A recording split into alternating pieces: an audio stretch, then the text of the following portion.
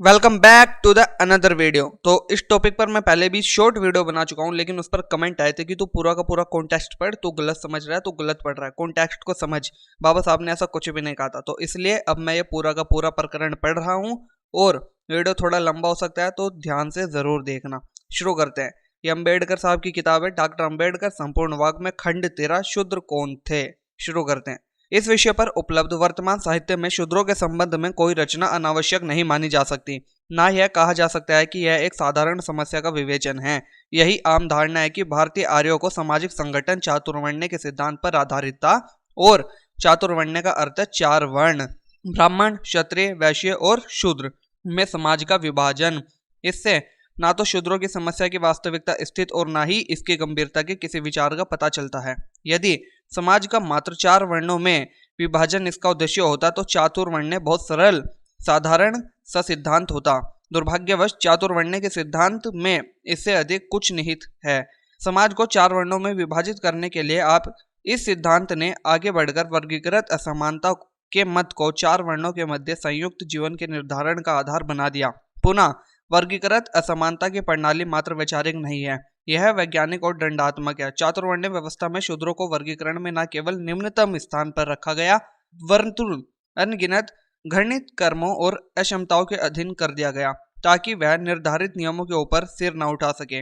वास्तव में जब तक अस्पृश्यों में पंचम वर्ग अस्तित्व में नहीं था, हिंदुओं की दृष्टि में शूद्र निम्न में से निम्नतर थे। लोगों को इस समस्या की गंभीरता का ज्ञान नहीं है, तो इसका कारण है कि वे शूद्र की जनसंख्या के बारे में अनभिज्ञ है। दुर्भाग्यवश जनगणना में इसकी जनसंख्या अलग से नहीं दिखाई देती, लेकिन इसमें कोई संदेह नहीं है कि अस्पर्श यानी कि अनटचेबल को छोड़कर हिंदुओं की 75 से 80% एक जनसंख्या शूद्र की है। इतनी विशाल जनसंख्या के विषय में इस शूद्र संरचना को एक सही स्थायी समस्या का विवेचन कहना समीचीन नहीं होगा। इस पुस्तक में भारतीय आर्य समुदाय में शूद्रों की स्थिति दर्शाई गई है।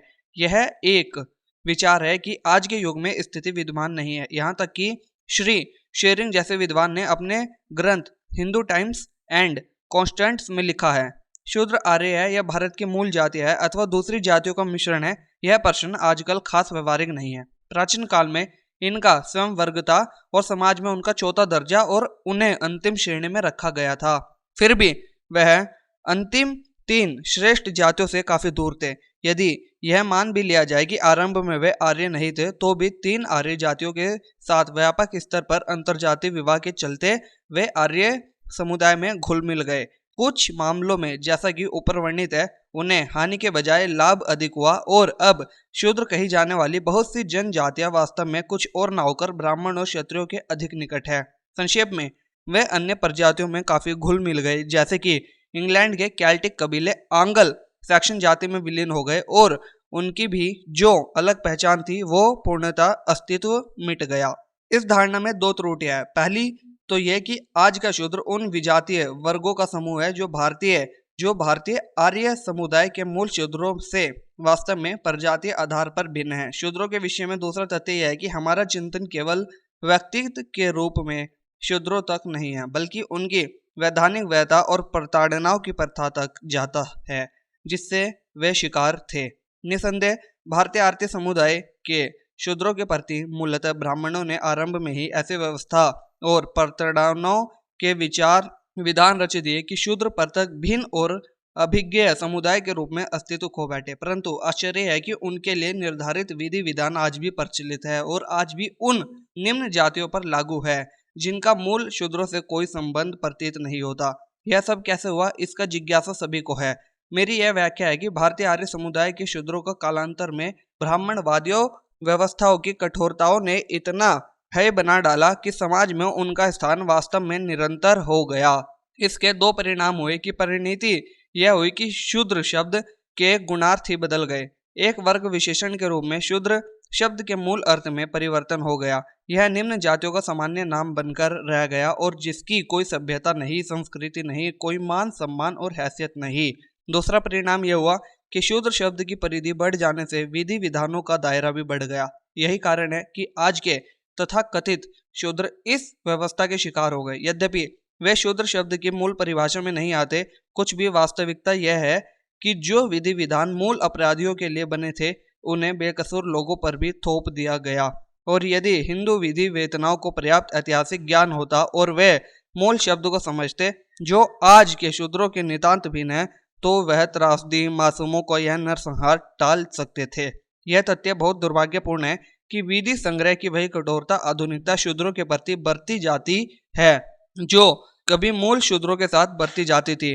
आज के शूद्रों के लिए यह पुरातन की जिज्ञासा ही नहीं, यह विधि विधान कैसे अस्तित्व में आए।